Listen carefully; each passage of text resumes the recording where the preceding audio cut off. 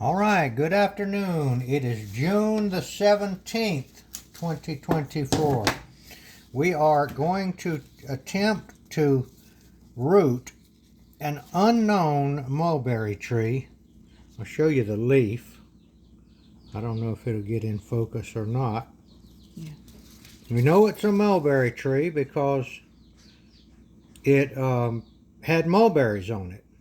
This tree is unknown. It came from a very old section of our town, and a friend of mine named Roger brought it to my attention and grabbed a couple of cuttings from it. We're going to do two things. One thing is we're going to get some cutting material from it. And we're also going to save the leaves so that we might make some mulberry tea, which we made yesterday. To our amazement, it was very delicious. So, the leaf, this is a young one, a small one. I don't know if we can get it focused on it or not, but it's definitely a mulberry. Okay, so we're going to pause right now, and I'm going to cut these up into cutting size pieces, and we'll get back to you, and I'll show you how I'm going to do it. All right, I do want to show you another thing. Now, this is just, I don't know if I saw somebody do this or came up with it myself, but I like to cut on the bottom so that I won't get mixed up about what goes in. I like to cut a pretty good slanted cut. So I cut a slanted, come on, these things aren't that sharp. A slanted 45-degree cut. So I'll know that's the bottom before I get mixed up. And I don't need them to be this long. So the top is straight. The bottom is slanted. And that'll just keep me from getting mixed up in the as I go along. And you definitely can do it. Some trees are easy to look at and see which way is right up, and some trees aren't that easy to look at. This right here, the buds on this mulberry are not very easy to spot. Maybe if I looked at it closer I could. This is pretty green wood here. I might try some of that too. Here we go. Now, so we're going to cut. Now, this has been stripped off right here when you pull it off the tree.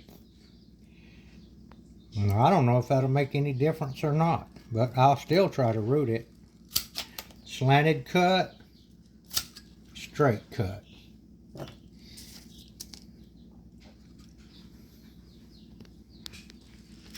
Whoops, I split that one. That won't hurt. I've seen some people split it rather than scrape it. Okay, let's see what else we got here. I don't think we got much more here. There's a lot of leaves, and I think these are pretty much too small right here. All right, I'll do one more here. We do have some actual wood right here, and it might surprise us. Okay. Let's see if we can't get a slanted cut on it, and we did. And a straight cut at the top. Okay. Now we're going to strip these leaves off and put them in a bowl to make some tea. And if you will look out there on the internet, on the YouTube, you will find out that this is a thing. And it's a big thing. They actually sell mulberry tea, and it's quite expensive. And we made some yesterday with a ever-bearing, what do they call that one, Debbie, that we bought? Some kind of ever-bearing. Illinois everbearing. No. It was the one we bought down from Just Exotics. Oh. one? Dwarf. Oh, yeah. Dwarf ever-bearing mulberry. And I cut some cuttings off of it in order to root it. And I took the leaves and boiled them for a little while and got the most delicious green tea. So that's what we're going to do with this. We're not wasting this. And if you'll look on there, you'll find out that there's many health benefits that are being promised. So we're going to put these leaves, now they always say wash it, and we will wash them. I didn't wash those yesterday because I knew exactly where they had been, and I knew they weren't dirty. They've been in my own area. So basically, we're going to get back to you in just a minute. Okay. All right, we are back at the drawing board. We have sphagnum moss. I bought that in a bale from Tractor Supply, very reasonably priced. It has no seeds or anything. It's a pure product, very reasonable. Now this right here is called vermiculite. That is actually a mineral that's akin to mica, I think. Am I saying it right? It's a flat stone. It looks like it. I might be wrong on that. But anyway, it is a mineral. And it is mined and ground up. Now, you can get that at the Lowe's or any of the stores. But they'll show you a little bag like that for about $10 or something like that. But we have a local agricultural store, a local store, and they can order this stuff for us. And they had a customer that would buy bags of it. I'm talking 50-pound bags for like $10. It's very light stuff. So I get it there. And I can get a big bag and I can use it for several years. So you can really save like that if you do a good bit of potting.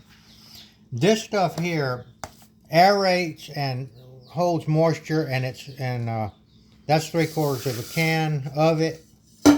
You can also root in just this stuff. But I'm going to mix this up with the vermiculite. Now I have soaked this sphagnum moss in a 5-gallon bucket and mixed it around a little bit. And it is at the point where if you squeeze it, you can get just a little bit. Well, I can't now anymore because the excess water has been taken up by this vermiculite. And this is my rooting medium. Now let me tell you, I've been watching different rooting videos on YouTube, and quite a few of them are being done in Asia. I don't know where in Asia, some of them in India and different places. But I'm telling you something, they just put dirt in it. There's nothing fancy about it. Plants grow in dirt. And those people over there don't have the money probably or even access to this kind of a high quality product. I'll tell you a story about my grandmother. She used to root figs in her yard in the pure dirt. She would take a fig cutting, no rooting hormone, no nothing. And she would put the garden hose on it and drip it on that spot where that rooting was, and it would take root. So, easy to root plants like mulberries and figs and all will root in nothing but dirt. They'll root in sand. They'll root in pure vermiculite. And they'll root in all kind of stuff. They'll root in a paper towel wrapped around them. Okay, so now we're going to get the stuff put in the pot. I like these kind of pots here. Now I wish I had the little ceramic. This is not ceramic. This is, I forgot what this is called. It's the old style flower pot. But usually when I find them at yard sales and all or estate sales, they usually won't have the little pan that goes under them. So I've got a little plastic coffee can lid under here. It's not what I want, but it's better than having nothing under it. So it'll catch a little bit of the drainage. Okay.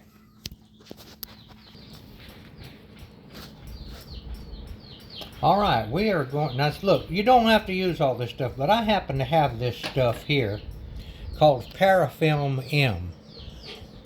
And like I said, people over there in Asia and also other places, they're doing this stuff.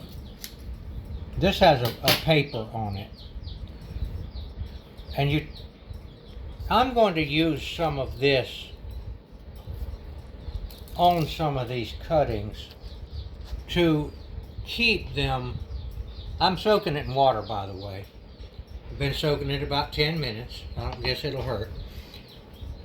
To keep it from drying out. And this stuff here stretches. I stretched it too far then. You don't have to get it everywhere, but this is kind of a waxy film that they use in laboratories, but they also found out that it works for this horticultural usage. So this stuff here, if the thing buds out, it will actually I've gone too far because I want to stick this mostly under the ground. Okay, so right there. So I've got the top part. Now, the next step is you score. Of course, it's scored here. Remember, see, I've got the 45-degree angle. I know that's down. You score the plant, and that encourages the root development. And basically, I'm not using rooting hormone, although I have some. You just don't have to with this kind of plant. I'm sticking it down right there. All right, we'll do one more. Now, I'm not going to put the parafilm on all of them, but I am going to put it on some of it to see if there's any better results. Where did I put that other piece of parafilm? Right here? Yeah. Now I cut this parafilm, you cut it to your needs. It's kind of tricky to get it separated from the paper. Come on, get off of there. And there it is, right there. So I left a little leaf on this. I don't think there's any need to. I will stretch this. Come on. And this will keep it from desiccating. Desiccating is the horticultural term for drying out. I used to put wax on them. So this part right here will not dry out as much as it normally would. I went to the bottom and then I pulled it up just a little bit. Okay, so I'm gonna put these all around here, and let me show you something real quick of one I did yesterday, and just hold it right there. Let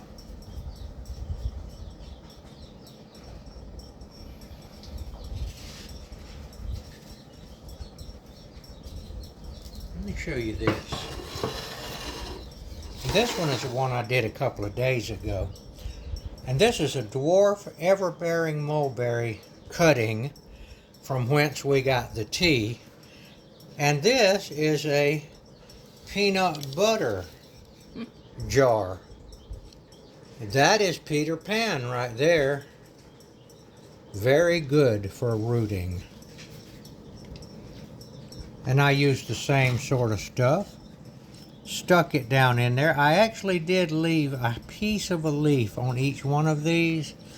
And instead of putting the parafilm, I just make a little dome around it with this plastic jar. And we'll see. And I keep this in the windowsill, and that window only gets a few hours of sunlight a day, and for a while I'll protect it like that.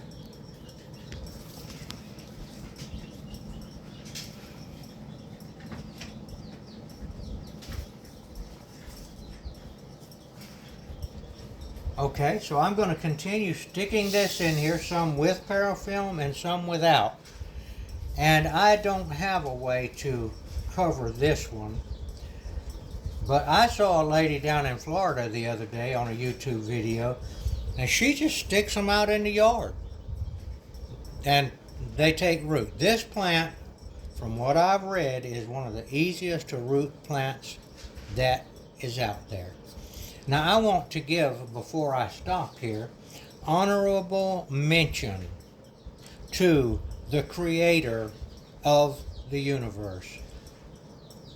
According to the Gospel of John, the Word is Jesus, and without Jesus nothing was made.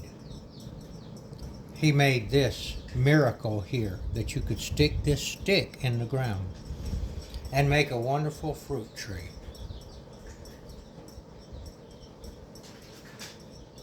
So I definitely want to mention him in every video that I make.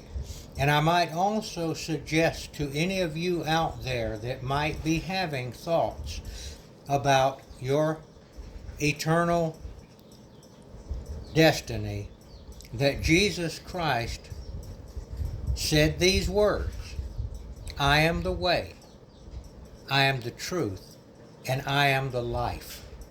That is, I am the way to eternal life. I am the truth, not a truth, the truth. And I am the life. You can find this information in the Holy Bible, in the Gospels of Matthew, Mark, Luke, and John. I would highly recommend that you check this out.